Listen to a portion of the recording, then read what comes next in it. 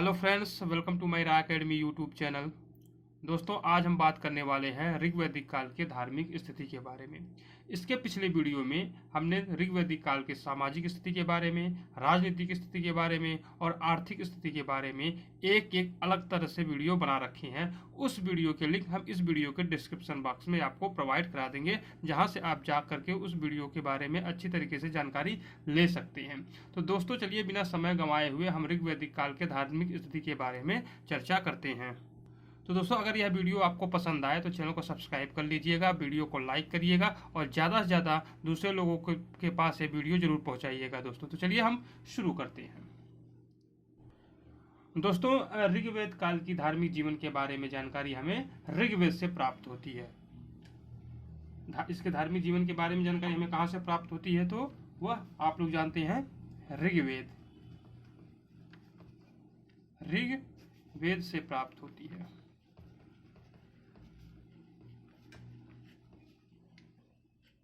धार्मिक जीवन के बारे में जानकारी ऋग्वेद से। दोस्तों, इस काल में यानी ऋग्वैदिक काल में धार्मिक कर्मकांड का मुख्य उद्देश्य क्या था? इस काल में धार्मिक कर्मकांड का मुख्य उद्देश्य क्या था?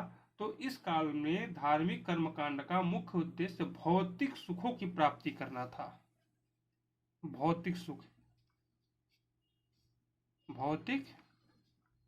सुखों की प्राप्ति करना था, जैसे पुत्र एवं पशु की प्राप्ति।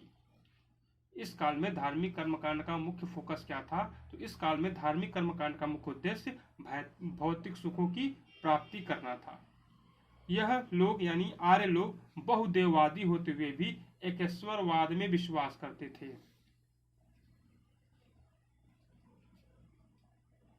बहुदेववादी होते हुए भी यह लोग एकेश्वरवाद में विश्वास करते थे।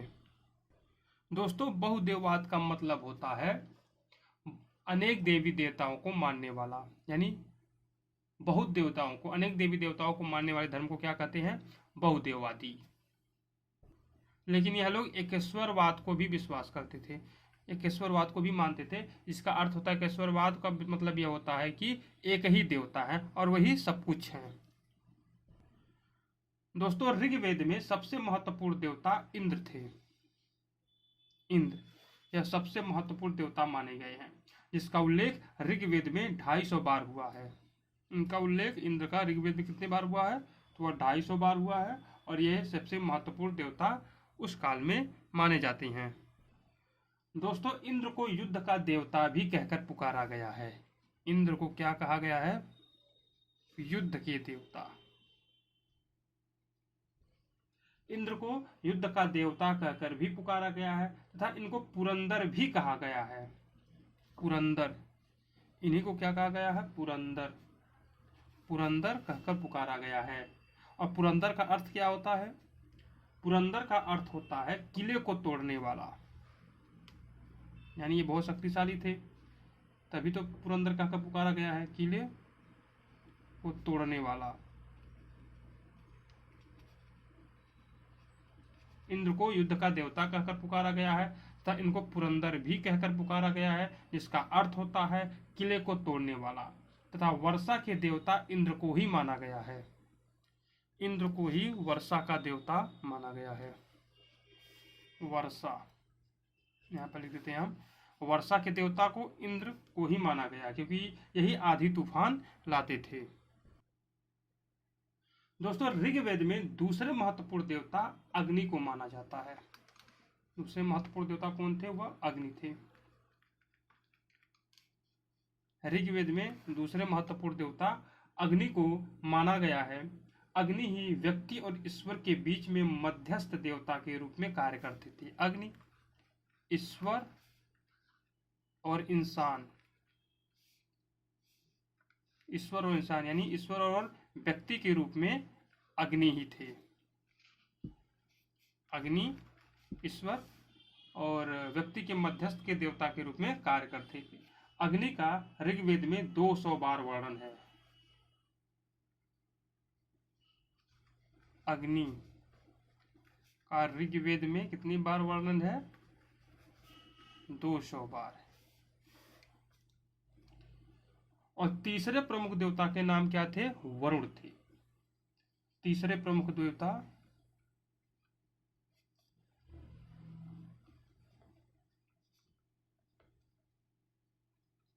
वरुण थे और इनके लिए 30 सूक्त समर्पित है।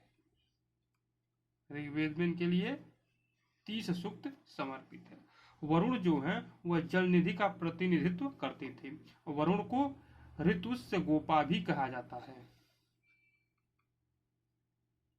ऋतस्य गोपा वरुण को ही कहा जाता है। इनके लिए कितने सूक्त हैं? 30 सूक्त हैं। वरुण जो है वह जल निधि का प्रतिनिधित्व करते हैं। जल निधि यानी जल का प्रतिनिधित्व करते हैं। वरुण को ऋतस्य गोपा कहा जाता है। दोस्तों, ऋतस्य गोपा का अर्थ होता है नैतिक आचरण का संरक्षक। नैतिक आचरण का संरक्षक। ऋतस्य गोपा का अर्थ नैतिक आचरण का संरक्षक है। ऋग्वैदिक काल में मूर्ति पूजा का उल्लेख कहीं पर भी नहीं मिलता है और इस काल में सरस्वती नदी की देवी थी। इस काल की सरस्वती जो थी वो नदी की देवी थी। ऋग्वैदिक काल में मूर्ति पूजा का उल्लेख नहीं मिलता है। मूर्ति पूजा का उल्लेख नहीं है और सरस्वती जो थी वह नदी की देवी थी उस समय।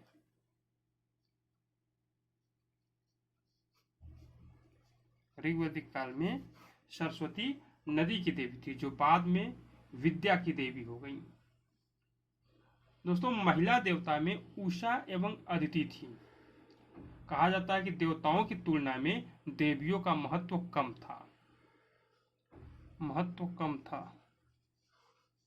महिलाओं की यानी महिला देवी की तुलना पुरुष देवता के तुलना में कम था। पूषण जो थे वह ऋग्वैदिक काल में पशुओं के देवता माने जाते थे। पूषण यह पशुओं के देवता थे। बाद में जाकर के यानी उत्तर वैदिक काल में यह शूद्रों के देवता हो गए। शूद्रों पूषण पहले पशुओं के देवता माने जाते थे जो बाद में यानी उत्तर वैदिक काल में यह शूद्रों के देवता माने गए। दोस्तों,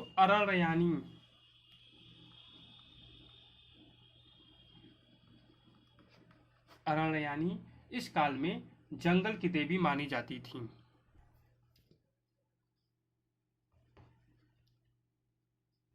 जंगल की देवी कौन मानी जाती थी? तो अरण्ययानी मानी जाती थी। दोस्तों, ऋग्वैदिक काल में आकाश के देवता कौन कौन थे ये आप लोग जान लीजिए। आकाश के देवता ऋग्वैदिक काल में आकाश के देवता सूर्य, धौंस, वरुण, पूषण, मित्र, विष्णु, सविता, आदित्य, उषा, अश्वनी थे। और अंतरिक्ष के देवता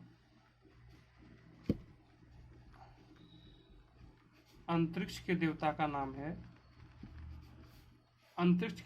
नाम है प्रजापति, इंद्र, रुद्र, मारुत, वायु, पर्जन्य, यम आदि। और पृथ्वी के देवता को तो आप लोग पता है, अग्नि, सोम, पृथ्वी, बृहस्पति, सरस्वती। दोस्तों, गायत्री मंत्र सविता देवता को समर्पित है। सविता या फिर कहें सवित्री देवता को समर्पित है। इसका उल्लेख ऋग्वेद के तीसरे मंडल में है। ऋग्वेद के तीसरे मंडल में गायत्री मंत्र का उल्लेख है जो सविता देवता को समर्पित है। और इसके रचनाकार कौन थे गायत्री मंत्र के? तो वो विश्वामित्र थे। विश्वामित्र। मित्र गायत्री मंत्र के रचनाकार थे। दोस्तों कहा जाता है कि वैदिक धर्म पुरोहितों व यज्ञ से नियंत्रित धर्म था। पुरोहित व यज्ञ द्वारा यह धर्म नियंत्रित होता था।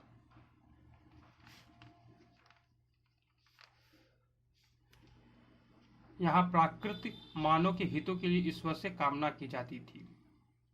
वे मुख्य रूप से केवल ब्रह्मांड को धारण करने वाले एकमात्र परमपिता परमेश्वर के पूजक थे और वैदिक धर्म पुरुष प्रधान धर्म था। स्वर्ग या अमरत्व की परिकल्पना यहाँ पर नहीं थी। दोस्तों यह जो पुरोहित था वह ईश्वर एवं मानव के बीच मध्यस्थ का काम करता था। दोस्तों इस काल में उपासना का उद्देश्य भौतिक सुखों की प्राप्ति करना था और उपासना की विधि प्रार्थना एवं यज्ञ थी। ऋग्वैदिक में प्रथम तथा 10वें मंडल की रचना संभवतः सबसे बाद में की गई थी। दोस्तों ऋग्वैदिक में 33 प्रकार के तत्वों का उल्लेख है। ऋग्वेद में 33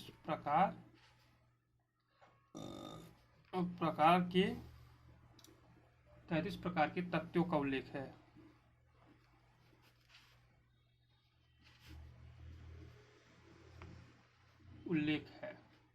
और यह दिव्य गुणों से युक्त पदार्थ है। यह तो दोस्तों इसी के साथ अब हम वीडियो को यहीं पर समाप्त करते हैं। अगर यह वीडियो आपको पसंद आए, अगर यह जानकारी आपके लिए महत्वपूर्ण हो तो चैनल को आप सब्सक्राइब जरूर कर दीजिएगा और वीडियो को दोस्तों ज़्यादा से ज़्यादा लाइक करें और वीडियो को शेयर जरूर करें। दोस्तों अब हम मिलेंगे अगले वीडियो में, तब तक के लिए दीजिए इजाज़त हमें। धन्यवाद।